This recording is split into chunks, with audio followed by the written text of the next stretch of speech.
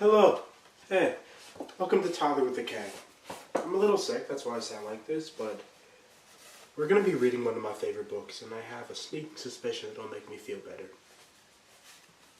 We're reading The Perks of Being a Wallflower.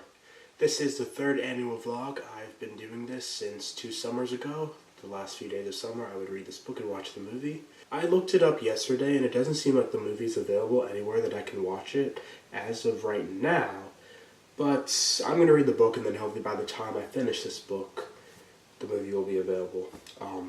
Today is Thursday, and I'm actually going to college, and I'm leaving for college on Saturday, so I have 3 days to read it, and hopefully I'll be able to watch the movie sometime in there as well. I really like this book. It's about Charlie, who's a freshman in high school, and I'm about to become a freshman in college, so parallels. Yeah. I don't want to talk anymore. I just want to read this book. I'm going to go do that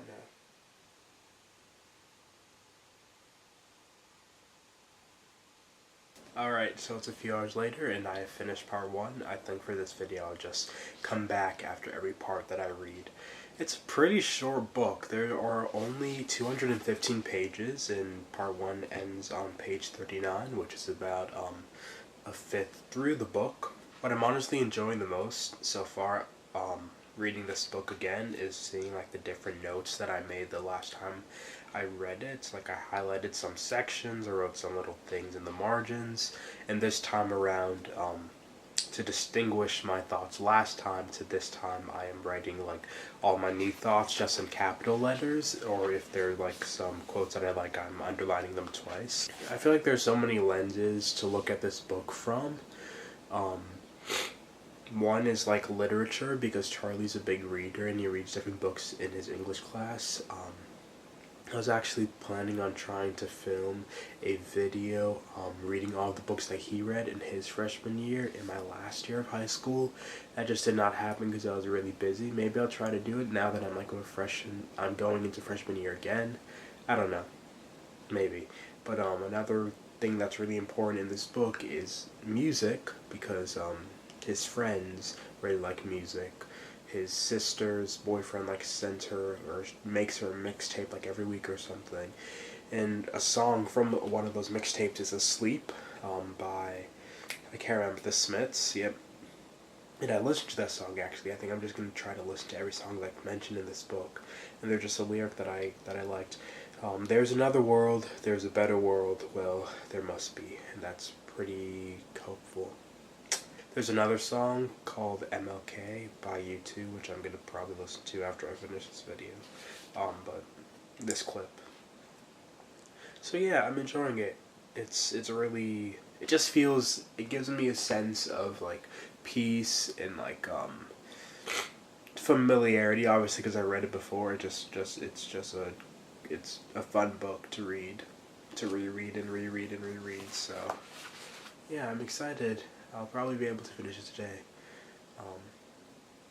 Although, honestly, I feel like my attention span is way shorter compared to the last time that I read it. It took me like a few hours to even get through 39 pages, and I did not read the 39 pages like in one sitting, because I just got distracted and watched lots of YouTube between like pages. But yeah.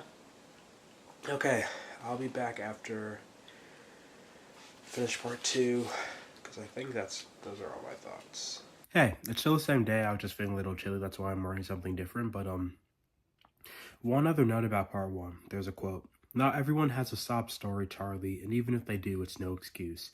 And this is in reference to Charlie's sister's boyfriend hitting her, slapping her.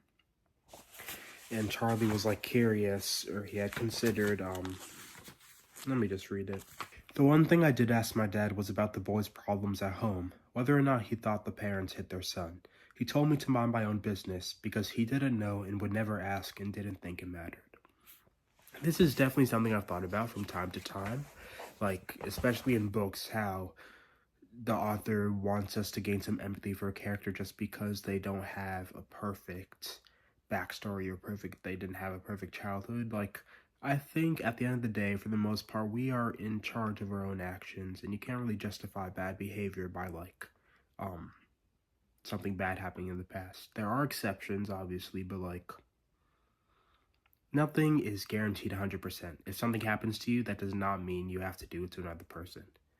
It's your choice for the most part, I'm pretty sure. So yeah. Okay. Now on to part 2.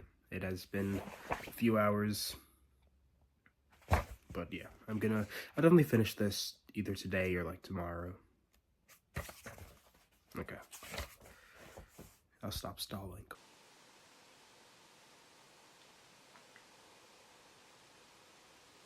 Alright, I finished part 2. I think I actually prefer this part more than part 1, only because I feel like we get to know Charlie a bit more and his family. It just seems like I don't know, I remember more things from this part than I do from part 1. Before we start on part 2 discussion, there's actually like a quote from part 1, which I didn't underline last time I read this, but I underlined this time. Sometimes people use thought to not participate in life. And I definitely felt that. I think a lot. I'm potentially an overthinker, although what is too much thinking? It's better to think than to not think in most situations, I feel like. That quote hits. Okay, and then, let's see. There's a long quote, which I underlined last time I read it, which I just want to read again. I think it was the first time in my life I ever felt like I looked good. Do you know what I mean? That nice feeling when you look in the mirror and your hair's right for the first time in your life. I don't think we should base so much on weight, muscles, and a good hair day, but when it happens, it's nice. It really is. And yeah, that can definitely be true sometimes. The whole entire poem that he reads, which is like so depressing. It starts like once on a yellow piece of paper with green lines, he wrote a poem, and ends with because this time he didn't think he could reach the kitchen. Last time I read this book, I just wrote wow at the end of it, but yeah, that's a really dark poem, and I do appreciate how like it follows the same structure, but they're like just little changes, and it changes like the whole thing. It's like a really interesting, well-written poem, and I do wonder who wrote it. I guess those are all the specific quotations. Honestly, I feel like the way I compare it to Charlie has changed since the last time that I read this book. But yeah, I'm gonna start part 3. Not right now, but eventually.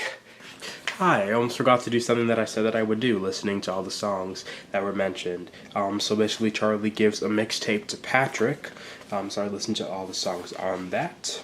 Asleep by the Smiths I had already listened to earlier, so I didn't listen to that again. But Vapor Trail by Ride, I took a note for every song. It was kind of weird. Sorry, Vapor Trail. Sorry, I listened to Scarborough Fair before Vapor Trail. Vapor Trail, I said I like some of the lyrics, including "First you look so strong, then you fade away, and we never have enough time to show our love." And then Scarborough Fair, I said it was kind of weird, but floaty and chill. Whiter Shade of Pale, I really like Gary Brooker's voice. I just don't really remember any of the lyrics. Time of No Reply said I love a good accent and only guitar. Charlie seems to be really into like UK music or British music, songs sung by British people. There's a lyric from No Reply. The time of no reply is calling me to stay. There's no hello and no goodbye to leave. There is no way. That's such a good lyric. Dear Prudence, nice melody and lyrics, but I feel like the production was just a little too loud, at least for me. Gypsy by Susan Vega. I liked her voice, but the vibe. I liked her voice and the vibe, but the lyrics aren't all that. I'm just reading what I wrote. Nights in White Satin by the Moody Blues. I liked the ending the best, which sounds mean, but yeah, I liked how dramatic the ending was. I don't know, I can't really remember that. Daydream by Smashing Pumpkins. I liked the production, but that switch up at the very end was really, really weird. Dusk by Genesis. A lyric, if a leaf has fallen, does a tree lie broken? I didn't even read this before Phil Collins was even in the band. Dust by Genesis. Phil Collins is a person that wrote some Disney music as well, including the main song I think from Tarzan. He's also the father of Lily Collins. Okay, but I did forget to listen to MLK by U2. Oops. Okay, and then also I did listen to something that wasn't part of the mixtape, but but it was mentioned later, and I like that. And that's the only song that I actually recognize. The da da da da da. That's not the right key, but like just that little lick at the beginning of the song, it repeats a few times. I really like those lyrics. I mean, it's the Beatles. I feel like the Beatles are consistently good most of the time. So, yeah, and I like the lyrics as well. So let me listen to MLK real quick. I'll be back with my thoughts about that, and then I can actually go to part 3. Oh, okay, that was nice and short. I like that too. It was. I love just hearing voices by themselves. Honestly, vocals by themselves, not so much production behind it. So yeah, I think that's Bono singing. He has a good voice, obviously. All right, and then I just had one more note that I forgot to mention. Charlie's brother, who we never know the name of. They're driving in a car, and he mentions Kelly, his girlfriend. Kelly believes in women's rights so much that she would never let a guy hit her. I guess I can't say that about you. And he's talking to his sister. We don't victim blame. We never victim blame. So that was insulting. That was gross. And I can't even chastise him because I don't even know his name. And he's a fake character, that too. Okay. Part 3 for real this time. Hi. So it's the next day. I'm on page 112, and it's 10:30 p.m. I don't know how that happened. That means I have a little under, or a little over 100 pages left. I am officially halfway through the book. And I honestly want to finish this book before I go to bed. An hour and a half is plenty of time, I think. I hope. 90 minutes, 100 pages? Wait a minute. That's more than a page a minute. But they are short pages. I don't know. I have other things to do. I just don't want to do them. So I'm going to prioritize reading. I was going to say for once, but I do tend to do that. I just finished part 3, was it? Yeah, I just finished part 3. This is going to be short because I need to keep reading. I just realized that the last time that I read this book, I actually took notes online, like on my notes app. So I keep seeing lines which I remember liking, but they're not underlined because I wrote them. I wrote down the notes. I wrote down the quotes online. And the underlined things that are in this book are from 2 times ago, like 2 years ago, me reading it. But I'm liking it. I forgot to mention something that I've never noticed or never remembered in the book, that Charlie was actually held back a year, and I feel like that probably negatively impacted him. That's probably why he's like he has like a naivete about certain things. Part 3 is sad. It's the saddest part so far. But yeah, I love this book. It's such an easy book to get through too. Okay, let's continue. It's 11:59 and I have 20 pages left. Oops. That's okay. I'm gonna finish it. I'm not gonna go to bed, and I also need to film another video after I finish the book, so I'll see you a little later. All right, I finished. Local time 12:20. I love the last sentences of this book. So if this does end up being my last letter, please believe that things are good with me. Even when they're not, they will be soon enough. And I will believe the same about you. Love always, Charlie. Oh, this book is so good. So good. Consistently hits. If I was in the Gen Z community, I am. Honestly, I have so much more to do before I go to bed, so I don't want to make this last clip too long. I'll never get tired of this book. I don't think I'm going to have a chance to watch the movie. At least, like, soon. Because it's not available anywhere, but, what's it called? Not bookmark, dog-eared some pages. They mentioned some movies. Some I've heard of, some I haven't. This teacher recommends to him The Graduate, Harold and Maude, My Life as a Dog, Dead Poet Society, and The Unbelievable Truth. I have watched Dead Poet Society, but I do want to watch it again because I'm pretty sure it won like the best screenplay at the Oscars, and Robin Williams was nominated for Best Actor. Apparently it's been 10 years since he passed away a few days ago or a few weeks ago.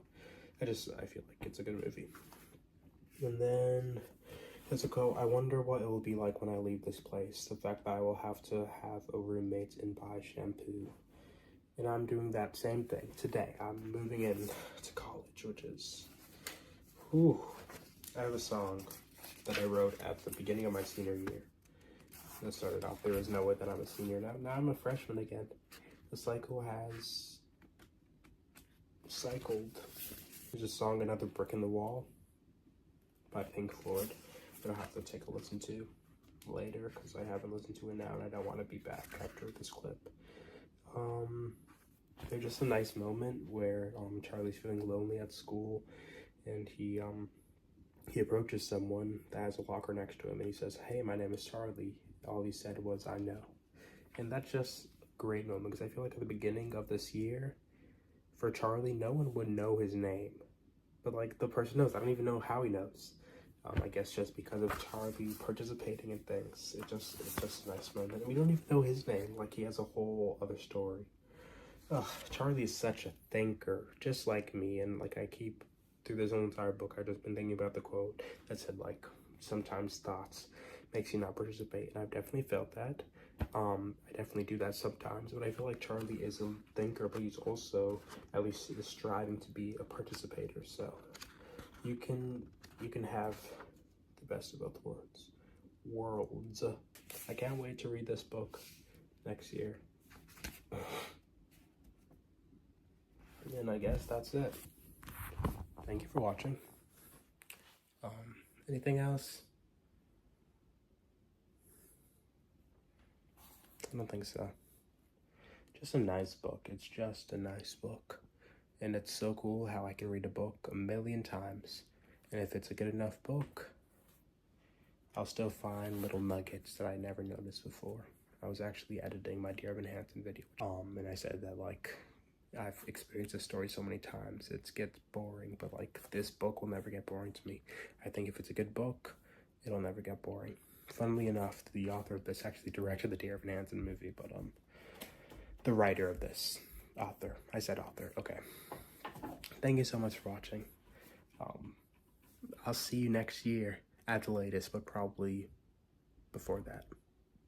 Yeah, okay. What a great book.